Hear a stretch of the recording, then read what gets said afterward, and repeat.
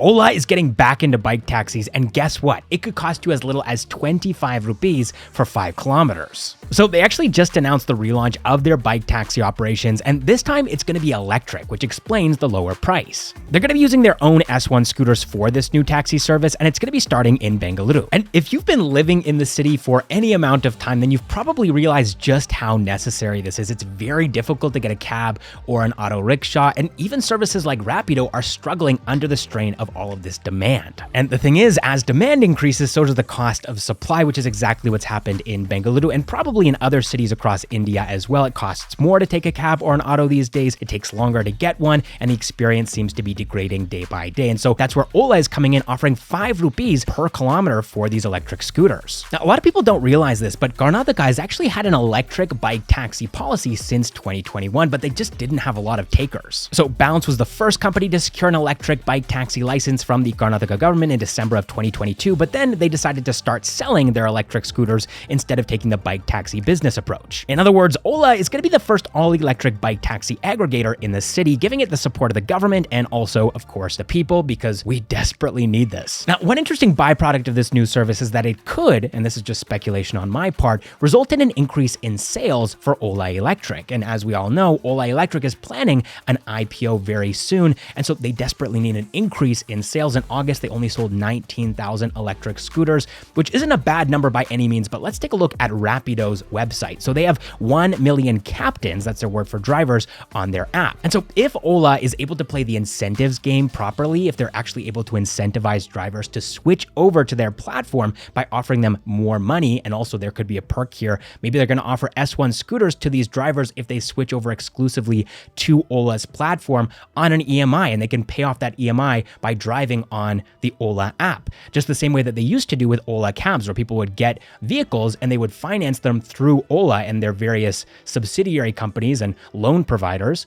And then over time, these cab drivers, the promise was that they would be able to pay off these cabs in the future. And that kind of got disrupted by the COVID-19 pandemic and killed a lot of trust for Ola cabs with its cab drivers. But it's possible that they could try the same approach with Ola Bike Taxi. According to a Reuters report, Ola Electric is looking to file for a $700 million IPO by the end of October. This IPO is codenamed Project Himalaya, and of course, Ola Electric is already the market leader with a 30% market share in the electric two-wheeler space. Ola's success in this new category will largely depend upon their successful execution. They kind of fumbled execution with Ola cabs. Drivers were getting upset. They weren't properly incentivized. The COVID-19 pandemic was a huge disruption for the company. Cab drivers couldn't afford to pay off their vehicles, which they had taken on loan, and so it was a big mess. But with this new electric bike taxi service, if they're able to pull it off successfully, if they're able to execute, and if people actually enjoy using this service, then it could expand to many cities across the country,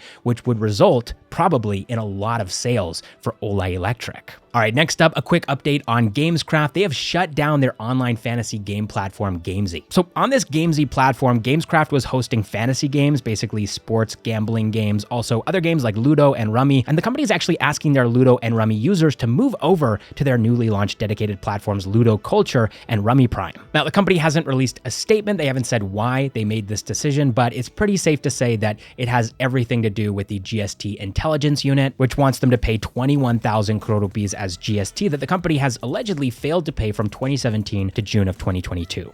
All right, next up, online travel aggregator Yatra has concluded their IPO. So let's take a look and see how it went. So unfortunately for Yatra, despite the fact that this company is quite well known, it's quite popular, but their IPO just didn't receive a lot of interest from the market. The company's 775 crore rupee IPO included a 602 crore rupee issue of fresh shares and 173 crore rupee offer for sale segment, which were shares that were sold by existing shareholders. So the IPO was subscribed 1.61 times, and its non-institutional buyer segment remained undersubscribed at just 42%. All right, next up, Byju's India CEO Mrinal Mohit has quit the company. And this is coming after, in the last 2 months, 4 of Byju's top executives have quit the company. And so Mrinal is the 5th, and he's saying that he left the company to pursue personal aspirations, but the timing here makes me think that it probably has something to do, at least, with the state of the company. In the meantime, though, Upgrad's India CEO Arjun Mohan, who recently joined the company, is going to be taking over the role of Mrinal to help Byju's with their turnaround turnaround efforts. Now, Arjun is not new to Byju's. Before moving to Upgrad in 2020, he actually worked at Byju's for 11 years, climbing his way up all the way to the position of chief business officer. And so he's someone that's well aware of Byju's old DNA, the way the company used to be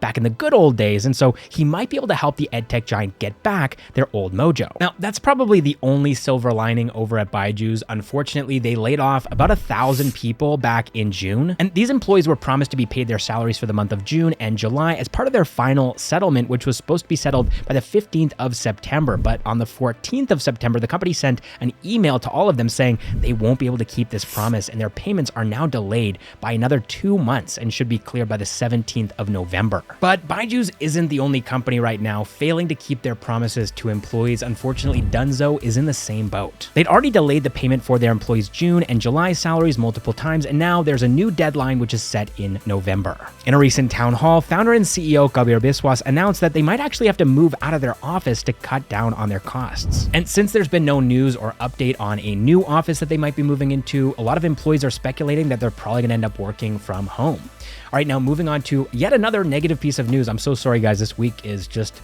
unfortunately, there's a lot of bad news this week. There's been a harassment case at inMobi. This popped up on my feed on Twitter this week, so please do take it with a huge grain of salt. This is directly from Twitter. It's not coming from any official news source, but allegedly an intern named Karan Suri has accused one of his project managers of harassment. So after a couple of days of not really hearing anything reassuring or concrete in regards to the case that he had filed against this product manager, and he had reached out to HRs, managers, and even the co-founders of inMobi, he finally took to Twitter to explain his situation to the public. According to the screenshot shared by Karan, there seems to be an inquiry already taking place. The company seems to be looking into this, but Karan claims that he hasn't received the details of any specific steps that are being taken by the company. Going through the replies to Karan's story, it seems like, at least in India, I'm not sure how it works anywhere else in the world, but typically here, it takes about 90 days for investigations of this nature to be concluded, for them to actually do the investigation that they need to, get all the facts in order, and then sort of understand